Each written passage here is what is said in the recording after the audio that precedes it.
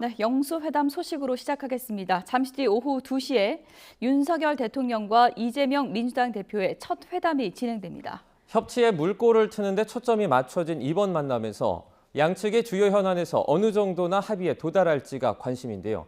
취재기자 연결합니다. 김평정 기자. 네, 용산 대통령실입니다. 네, 윤 대통령과 이 대표의 만남 어떻게 진행됩니까? 윤 대통령과 이 대표의 첫 회담은 오후 2시 이곳 용산 대통령실에서 진행됩니다.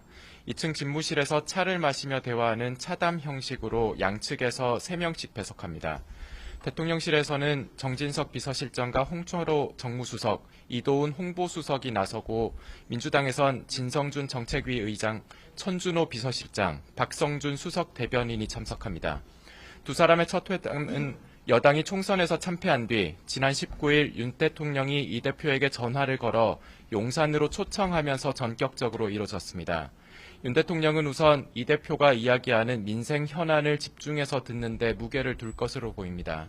지난주 비서실장 인선을 직접 발표하면서도 이런 입장을 언급했는데 당시 발언 내용 들어보겠습니다.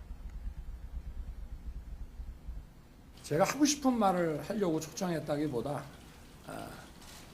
이재명 대표의 얘기를 좀 많이 들어보려고 국민들 좀 민생 안정을 위해서 할 수 있는 몇 가지라도 좀 하자는 그런 얘기를 서로 하게 되지 않을까. 특히 입법이 필요한 사안처럼 당장 수용 여부를 밝힐 수 없는 경우엔 뚜렷한 입장 표명 없이 듣는 데 집중할 것으로 보입니다. 본격적인 회담 전에 윤 대통령과 이 대표가 모두 발언을 하는데 이 내용은 회담이 진행되는 중간에 공개될 가능성이 있습니다. 모두 발언은 양측이 어떤 현안에 더 중점을 두고 있는지를 볼 수 있어서 발언 내용이 주목되고 있습니다. 회담은 1시간 계획하고 있지만 대통령실이나 민주당 모두 시간에 구애받지 않겠다는 입장이어서 더 길어질 것으로 보입니다. 끝나면 양측이 각각 결과를 발표할 예정입니다.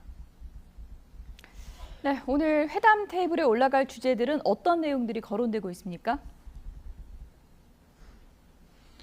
의제 제한 없는 회담이지만 양측의 입장이 팽팽한 주제들이 주로 다뤄질 것으로 보입니다. 대통령실도 각 부서별로 여러 쟁점에 대해 보고하고 윤 대통령이 하나하나 살펴본 것으로 전해졌습니다.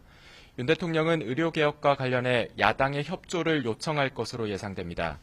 의대 증원 규모나 의정 갈등 해법에 대한 야당의 명확한 입장과 협조를 구할 것으로 보입니다.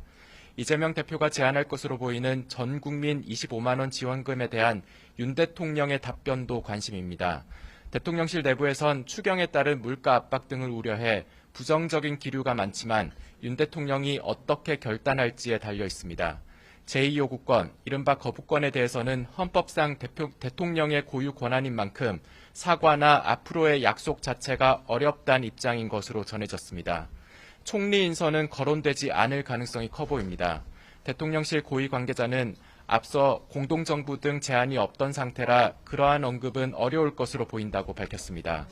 윤 대통령과 이 대표의 독대가 이뤄질지와 함께 회동 정례화나 여야정 협의체 등 후속 조치를 위한 협의가 이뤄질지도 주목됩니다.